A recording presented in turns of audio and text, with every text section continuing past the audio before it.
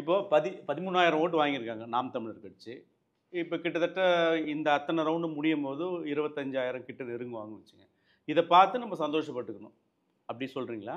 அவன் சந்தோஷப்படுற என்ன இருக்கு? ம். ஈவே ராமசாமி மிதிச்சதுக்கு வந்த ஓட்டு. ம். அதுக்கு சந்தோஷப்படுவேன். நானா கண்டிப்பா சந்தோஷப்படுவேன். ம்.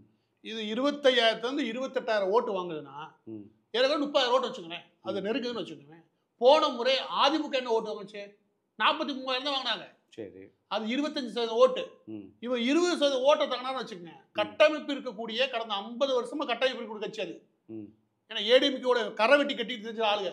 ம். ஓட்டை மாத்தி போறதுக்கே வாய்ப்பு கிடையாது. கட்டமைப்பே இல்லாத இடத்துல தனக்குன்னு ஒரு பூத் கமிட்டி அளவுக்கு கட்டமைப்பே இல்லாத ஒரு இடத்துல சீமான் ஒரு இடைத்தேர்தல்ல ம். 8 அமைச்சர்கள் போய் காசு கொடுத்து அந்த இடத்துல ஒரு பிரச்சாரம் பண்ணி 20% ஓட்டு வாங்குறாருன்னா பாராட்டப்பட வேண்டிய ஓட்டு. என்னை கேட்டீங்கன்னா திமுக வெற்றின்றதை விட இது சீமான் அவருடைய வளர்ச்சின்னு சொன்னா கரெக்டா இருக்கும். இப்போ நீங்க அவரும் நாம் தமிழர் வாங்கின ஓட்டு வந்து பெரியாரை எதிர்த்து அப்படின்னு சொன்னா, அப்போ அந்த பக்கம் வாங்கின ஓட்டு என்னன்னு சொல்லுவீங்க? ஆதரவு ஓட்டு நல்ல கேள்வி. அது வந்து பெரியாருக்கு வாங்கின ஓட்டா?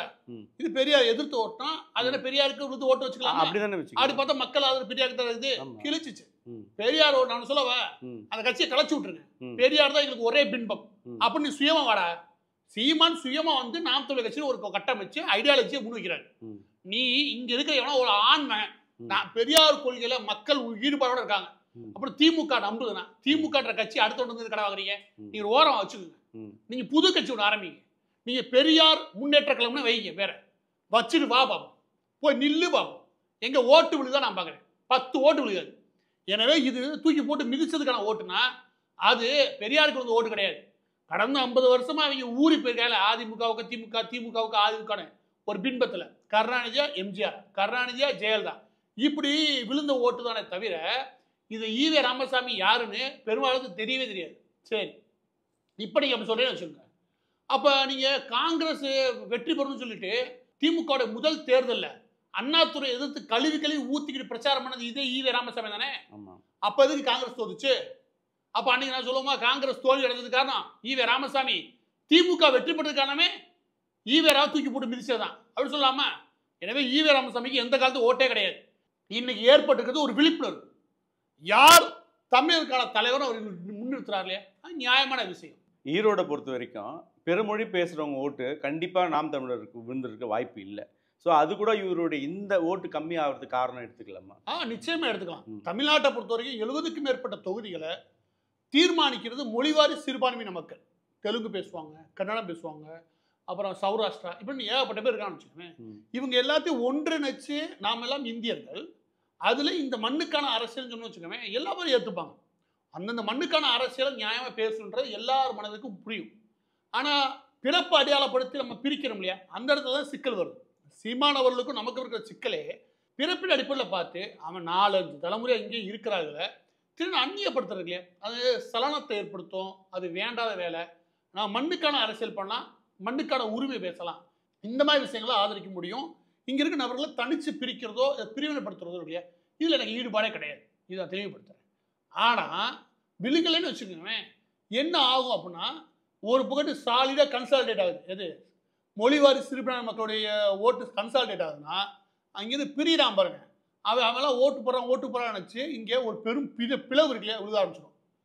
அதனால தான் அவங்க ஆதரிக்கிறாங்களா? இப்போ நேரு, ஏவா வேலு எல்லா பேரும் என்ன பண்ணுறீங்க?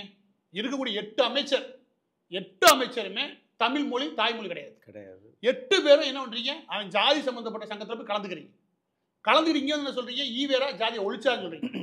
இப்படின்னு மக்கள் பார்க்க ஆரம்பிச்சா வச்சுக்கோங்க என்ன ஆகும்?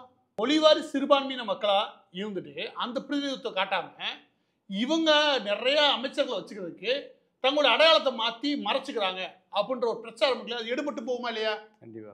இங்க இருக்கிற நபர்களுக்கு என்ன பிரதிநிதித்துவம்? இவன் நான் கேட்குறேன் ஜாதிவாரி கணக்கெடுப்பு நடத்துன்னு சொல்றாள், நடத்த சொல்லுங்க. அதை நடத்திட்டு நீ அமைச்சரோட பட்டியலாம் போடு.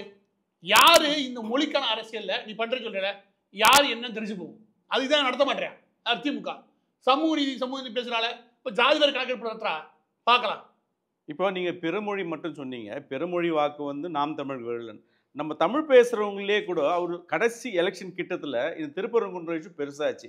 அதில் ஒரு தெளிவான ஒரு முடிவு, அதாவது தமிழ் பேசுகிற மக்கள் வழிபடும் முருகன் விஷயத்தில் ஒரு தெளிவான முடிவு அவர் எடுத்திருந்தால் இன்னமும் ஓட்டு கொஞ்சம் கூடி இருக்கும். அவர் என்ன சொல்றாரு, சிக்கந்தர் வெளியூர் தான், ம் நீங்களும் வெளியூர் தான், ஹெச்ராஜா வெளியூர் தான் ம் அப்படின்னு மொத்தமா ஒரு லைன்ல வைக்க பார்க்குறாரு. ம் அது ஏன் தெரியல, சீமான் அவர்களோட அந்த நிலைப்பாடுகளை தடுமாற்றம் ஏற்படதான் செய்யும். சீமான் அவர்களை பொறுத்த வரைக்கும் திருமணநாயக்கரை பற்றி நீங்க பேசுறீங்க, ம் அப்படி பேசுறீங்கன்னா எந்த குறைஞ்சபட்ச தகுதி இந்த சிக்கந்தருக்கு இருக்கு? திருமணநாயக்கரை பொறுத்த வரைக்கும் சுற்றி இருக்கக்கூடிய எல்லா இடங்கள்லையுமே இருக்கக்கூடிய இந்து கோவில்கள் அன்னைக்கு புனரமைச்சு அதை ஃபுல்லாக பெரிய அளவில் கட்டமைச்சதே அவர் தான். அதுக்கு முன்ன நபர்கள் கொஞ்சம் கொஞ்சம் கட்டமைச்சாங்க, விஜயநகர பேரரசு ஓரளவு கட்டமைச்சாங்க இல்லைன்னு சொல்ல. ஆனால் பெருவாரியாக முன்னெடுத்தது இவர் தான், திருமணநாயக்கர் தான். அவரை நீங்கள் அவமானமாக பார்க்குறீங்க. ஆனால் அங்கேருந்து ஆன்மீக வழிபாட்டெல்லாம் அடக்கி ஒடுக்கி ஒன்றுலாம் தீக்கி இரையாக்கி ஆட்டம் போட்ட டெல்லி சுல்தான்களின் பிரதிநிதியாக இருந்த சிக்கந்தர் ஷாவுடைய தர்காவை எப்படி பெருமையாக பார்க்குறீங்க? எனவே நீங்கள் மத நல்லிணக்கம் இருக்கட்டும், நீங்கள் ஒரு கருத்து சொல்கிறீங்க இல்லையா, இந்த கருத்தை இன்னும் தெளிவுபடுத்துங்க எனக்கு. அப்போ என்ன ஆகும்னா, இப்படியான கருத்துக்களை முன் வைக்கும்போது இன்னும் இவரோட ஐடியாலஜி இருக்கு இல்லையா தீவிரமாகும். இந்த ஐடியாலஜி இவர் எந்த இதில் காம்ப்ரமைஸ் பண்ணுறாரு, அதை டைவர்ட் பண்ணுறாரு அப்படின்னா, இப்படியான விஷயங்கள் வரும்போது வரலாறு பேசுகிறீங்க. எப்படி பழைய விஷயங்களுக்கு வரலாறு பேசுகிறீங்க, ஈவே ராமசாமிக்கு வரலாறு பேசுகிறீங்க, கருணாநிதி குடும்பத்துக்கு வரலாறு பேசுகிறீங்க, மற்ற எல்லா பேருக்கும் திராவிடத்தை எதிர்த்து வீழ்த்து நினைக்கும் போதெல்லாம் வரலாறு பேசுகிறீங்க. ஆனால் இங்கே வரும்போது வரலாறு விட்டுட்டு மத ரீதியாக ஒன்றிணைங்கன்றீங்க. நான் ஒன்றிணைக்கிறது தப்புன்னு கிடையாதுன்னு சொல்கிறேன். நான் இப்பவும் சொல்கிறேன், எல்லாத்தையும் இணைச்சு தான் போகணும். அரசியல் ஜனநாயகத்தில் எல்லா தரப்பு மக்களுக்காக தான் ஆட்சியை பிடிக்கிறீங்க. அந்த ஆட்சி அதிகாரம்ன்றது எல்லா தரப்பு மக்கள் நல்லா இருக்கிறது தான் நீ பண்ண போறீங்க. நீ நாளைக்கு வந்துட்டு இந்த மொழி பேசுகிற மக்களுக்கெல்லாம் வேறொரு சட்டத்தை இயற்றி அவங்க ஒடுக்கலாம் முடியாது. எனவே எல்லா தரப்பு மக்கள் நல்லா இருக்கணும், எவன் வந்தாலும் அதான். ஆனால் நீங்கள் வரலாறு ஒரு பக்கத்தே வேற தான் பேசுறீங்க. ஆனால் இங்கிட்ட யாருக்கு உரிமை பாத்தியப்பட்டதோ அவங்களுக்கானது ஏன் சொல்ல உங்களுக்கு வாய் வரல? அதுதான் திருப்பரங்குன்ற விவகாரத்தில் இந்துக்களுக்கு தான் சொந்தம். சிக்கந்தர் ஷாவுடைய அந்த தர்காவை பொறுத்த வரைக்கும் அங்கே ஒரு இடத்துல மட்டும் விஜயநகர பேரரசுடைய பெருந்தன்மையினால அவங்க அதை வழிபடுறாங்க ஒழிய, அது அங்கே இருக்கிறதுக்கு தகுதி எதுவுமே கிடையாது. இந்த ஸ்டாண்ட் அவர் எடுத்தார் வச்சுக்கவேன், ஹிந்துத்துவவாதிகளுக்காக அவர் ஆதரிக்கிறான்வாங்க. நாளைக்கு இஸ்லாமியர் ஓட்டு வரப்போறது இல்லை. அதுதான் இப்போ திரும்ப திரும்ப உங்ககிட்ட நான் ஒரு கேள்வி என்னன்னா, இஸ்லாமியர் ஓட்டு உங்களுக்கு வரப்போறது இல்லை, அது கன்ஃபார்ம். சரி, அதை விட ஓட்டு விட்டுருங்க. நீதி நேர்மை நியாயம்னு பார்த்தாலும் அந்த சிக்கந்தர் இதை கம்பேர் பண்ணும்போதும் அதுக்கான பதிலாக அவங்க கரெக்டாக சொல்லலாம். ஆனால் எதுக்கு அதை விடாப்பிடியா அதை பிடிச்சி தொங்குறாரு? சீமான் அவர்கள் ஒரு எப்படி தெரியல, ஒரு இதில் பொறுத்த வரைக்கும் அரசியலை பொறுத்த வரைக்கும் ஒரு வெகுளித்தன்மை உண்டு சீமான் வேணாம் மக்களை காயப்படுத்திக்கிட்டு இப்படி ஒரு முடிவு எடுக்கிறாரு. ஐடியாலஜியில் சில இடத்துல முடிவு எடுக்கணும்னு வச்சுக்கோங்க, ஸ்ட்ராங்காக எடுத்தாலும் காயப்பட்டாலும் ஒரு உண்மையை சொல்லியாகும். உங்களுக்கு கசப்பாக இருந்தாலும் ஒரு உண்மையை சொல்லியாகும். அப்படின்னு ஒரு நிலைப்பாடு எடுக்காம, சரி அது கசப்பான ஃபீல் தரும், நம்ம வேணாம் அப்படின்னு நினைக்கிறார். பக்கத்தில் இருக்கக்கூடிய நபர்களால் அது செய்கிறாரா, இல்லை பொதுவாக தன்னுடைய பிரச்சாரம் இப்படி இருந்தனால அப்படியே ஸ்டைலாக அந்த ஸ்டைலில் அவர் போகிறாரு. இதில் அன்காம்ப்ரமைஸாக அவர் இருந்திருந்தாருன்னா, திருப்பரங்குன்ற விவகாரத்தில் அன்காம்ப்ரமைஸாக இருந்தாருன்னா இன்னும் ஓட்டு எகிருமே தவிர குறையாது. அவருடைய ஐடியாலஜி இன்னும் ஷார்ப்பாகுமே தவிர குறையாது. எனவே ஈவே ராமசாமி விவகாரத்தை அவர் டிக்ளேர் பண்ணிட்டார், உங்களை தூக்கி போட்டு மிதிக்கிறது. அது அடுத்த தேர்தல் வரைக்கும் நீடிக்கும்னா ஓட்டு இன்னும் கூட தான் செய்யும்.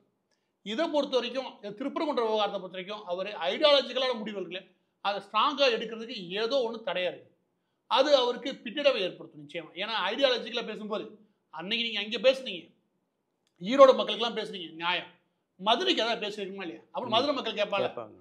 எனவே அந்தந்த பகுதி மக்களுக்கான குரல் எல்லாம் சேர்ந்தது தான் இந்த மண்ணுக்கான குரல். அந்த பகுதிக்கு ஒன்று இந்த பகுதிக்கு ஒன்றும் பேச முடியாது. அது மதத்துக்கு ஒன்று ஜாதிக்கு ஒன்றும் பேச முடியாது, அந்த மண்ணுக்கு தான் பேச முடியும். அவர் பேசுகிற பட்சத்தில் தான் இங்கே அவர் இன்னும் நன்மதிப்பை பெறுவார். இந்த வகையில் இப்போ இருக்கக்கூடிய ட்ரெண்ட் படி பார்க்கும்போது, இப்போ இருக்கக்கூடிய ட்ரெண்ட் படி பார்த்தா ஒரு 9 ரவுண்ட்லேருந்து 10வது ரவுண்ட் முடியுது. சுமார் ஒரு 16,000 18,000 ஓட்டு வாங்கியிருக்காங்க. இப்படியே போனாங்கன்னா 30,000 ஓட்டு நெருங்கினாலே சீமான் நிச்சயம் பெரும் சக்தியாக வளர்றாரு இந்த விஷயத்தில்.